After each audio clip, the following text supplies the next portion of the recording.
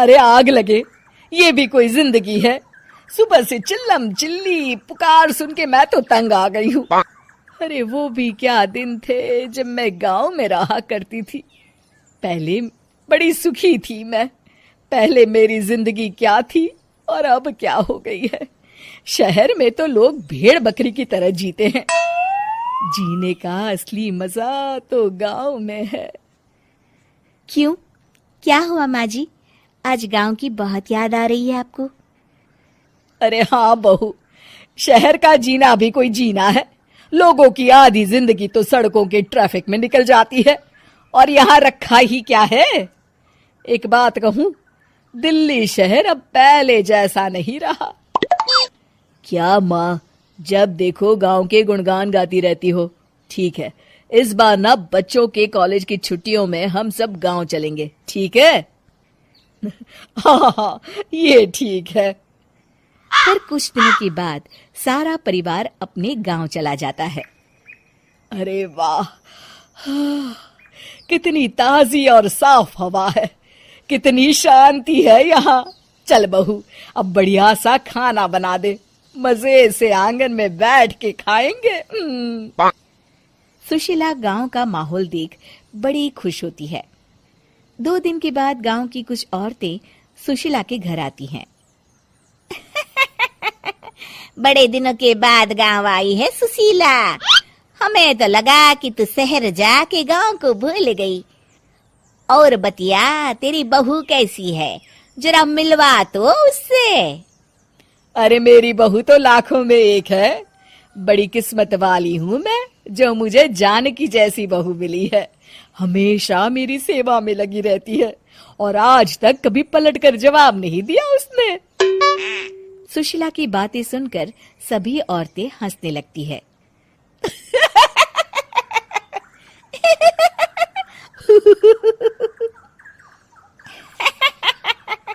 अरे कुछ भी बोले जा रही है। तबीयत तो ठीक है? तेरी बहू चांद से आई है क्या? क्यों बहनों, दुनिया की कोई भी बहू अच्छी होती है क्या? सब औरतें ममता की हाँ में हाँ मिलाती हैं। अरे मैं तो कहती हूँ दुनिया की हर बहू सास का खून चूसने वाली डायन होती है, डायन। मैं तो एक बिल में 1000 सांप के साथ रह सकती हूँ, लेकिन अपनी बहू के साथ नहीं रह सकती। हाँ, तूने सही कहा। मेरी बहू तो तेरी बहू से भी 2 कदम आगे है।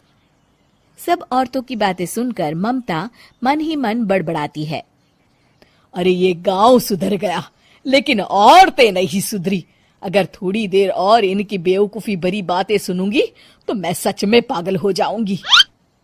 फिर सुशीला उन औरतों को घर से दफा कर देती है और राहत की सांस लेती है। अरे बहू, जरा बाम लाके मेरे सर पर तो लगा दे। उन औरतों की फालतू बातें सुनकर मेरा सर चकरा गया है। इस गांव की औरतों का तो भगवान ही मालिक है। फिर अगले दिन सुशीला की सास उससे कहती है, अरे बहू, तू यहाँ क्या आराम फरमाने आई है? आखिर ये तेरा ससुराल है। चल चल, घर के कामों में हाथ बटा। शहर में कुछ काम धाम तो करती नहीं है। जरा अपने आप को तो देख, कितनी मोटी हो गई है। सारा दिन घर का काम करने के बाद शाम को सुशीला, हाय मेरी कमर, हाय मेरे पैरों ने तो जवाब दे दिया। आज तो मुझसे मक्खी भी न मारी जाएगी। अरे बहू, जरा आकर मेरे हाथ पैर तो दबा दे। जी माँ जी, अभी आती हूँ। तभी सुशीला की सास जानकी को रोकते हुए कहती है, अरे रुक जा बहू, एक दिन काम करके इसको इसकी नानी याद आ गई।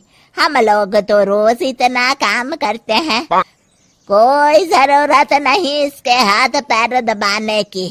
सुबह तक सब ठीक हो जाएगा। सुशीला अपनी सास की बातें सुनकर हैरान रह जाती है।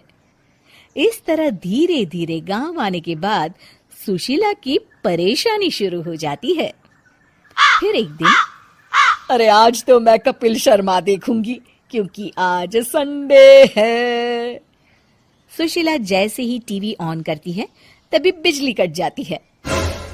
अरे सत्यानाश, इस बिजली को भी अभी जाना था। इतने दिनों से मैं टीवी सीरियल देख नहीं पाई।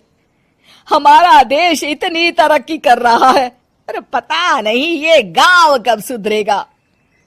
अरे अब तो 2 दिनों के लिए बिजली को भूल जा, ये तो यहाँ रोज की बात है। अब इस अंधेरे में रहने की आदत डाल ले। हाँ। हे भगवान, अब क्या होगा? ऊपर से इन मच्छरों ने जीना हराम कर रखा है। दूसरी तरफ घर के काम कर करके और बिना किसी सुविधा के सुशीला तंग आ जाती है और उसे शहरी जीवन याद आने लगता है। क्यों माँ, मजा आ रहा है ना? अरे आपने ऐसी सूरत क्यों बना रखी है? मुस्कुराइए, अब हम गांव में हैं। मोहन के साथ जानकी भी अपनी सास की खिंचाई करती है। हाँ हाँ माँ जी, आप ही तो यहाँ की बड़ी तारीफ कर रही थी। फिर अभी तो कुछ ही दिन बीते हैं, वैसे भी अब तो आप यहीं रहने वाली हैं ना? अरे नहीं नहीं बहू, मैं एक दिन और यहाँ रुकी तो मर जाऊंगी। मुझे शहर ले चलो।